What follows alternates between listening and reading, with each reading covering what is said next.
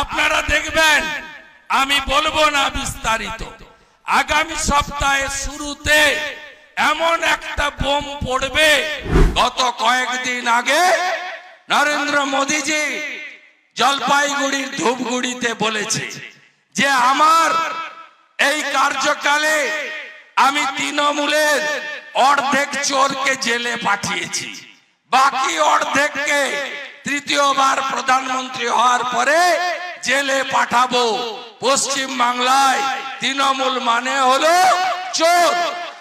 সবাই জানে 100 দিনের টাকা, সবাই জানে বন্যার ক্ষতিগ্রস্তদের টাকা, সবাই জানে শৌচালয়ের টাকা, সবাই জানে প্রধানমন্ত্রী আবাসের টাকা কিভাবে লুট করেছে এরা।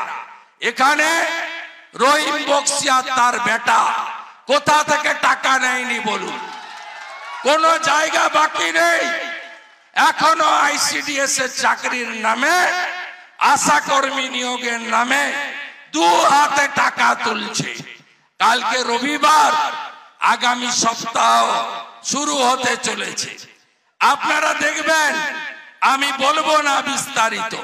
আগামী সপ্তাহের শুরুতে এমন একটা বোম পড়বে, তৃণমূল বেসামাল হয়ে যাবে।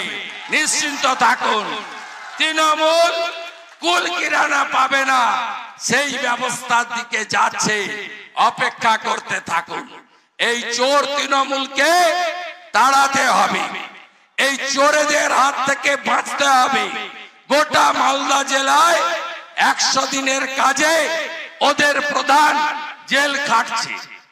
ওদের বন্যার যে ক্ষতিপূরণের টাকা, তার জন্য জেল খাটছে তৃণমূলের পঞ্চায়েতের লোকেরা।